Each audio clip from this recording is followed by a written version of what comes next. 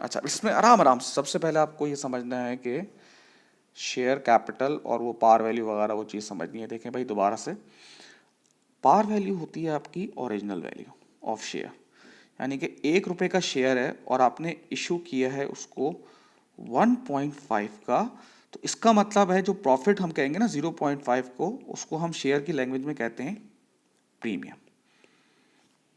ठीक है, बात समझ में आती है? इसको हम क्या कहते हैं बेटा? प्रीमियम। अब जैसे फॉर एग्जाम्पल 10,000 शेयर इशू किए हैं हम लोगों ने, अब समझे पार वैल्यू 1 है, तो ये समझ लें आप, एट 1.5। फिर कह रहा है 20,000 शेयर इशू किए हैं 1.60 के, और फिर कह रहा है कि 30,000 शेयर इशू किए हैं आपने 1.25 के, और डिविडेंड जो है आपने पे किया है 5 सेंट ऑन ऑल शेयर्स।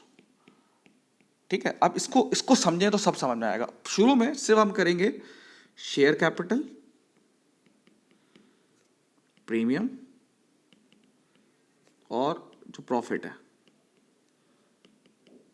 अब सबसे पहले स्टार्ट करते हैं पहला, ताकि आपको ये चीज समझ में आ जाए। शेयर इशू हुआ है बेटा, कितने शेयर इशू हुए? 10,000 शेयर इशू हुए हैं 1.5। हमेशा याद रखें जो शेयर कैपिटल बढ़ता है वो पार वैल्यू से बढ़ता है, जो कि ओरिजिनल वैल्यू कितनी है? 1।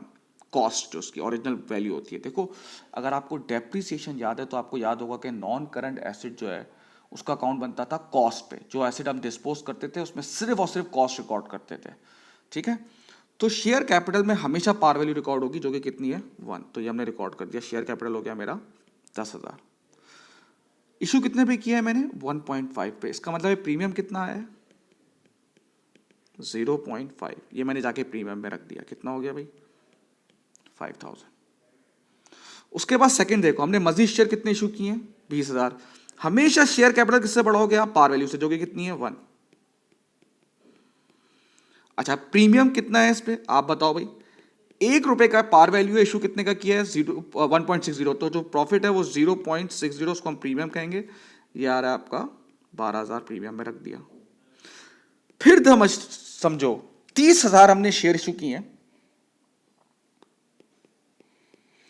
फिर पार वैल्यू से शेयर कैपिटल हमेशा किससे बढ़ेगा? पार वैल्यू, जो कितनी है? 1। प्रीमियम कितना है बेटा?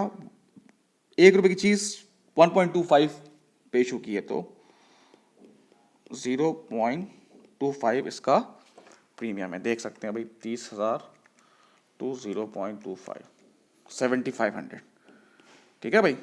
अच्छा, अब डिविडेंड हमने इशू किया 5 सेंट ऑन ऑल शेयर, तमाम शेयर्स। पहले कितने थे? 10,000, 20,000, 30,000। इन तीनों शेयर्स को अगर आप प्लस कर लो, कितने होंगे? 30, 40, 50, 60। टोटल शेयर्स कितने होगा? 60,000। हर शेयर पे कितना डिविडेंड है? 5 सेंट, यानी कि 0.05। वो आप प्रॉफिट से देते हो, आपको ही पता है डिविडेंड प्रॉफिट होता है, तो 3,000 यहां से माइनस होगा क्यों आप पे कर रहे हो। ठीक है ना, ये बिल्कुल बेसिक है इसका। Thank you.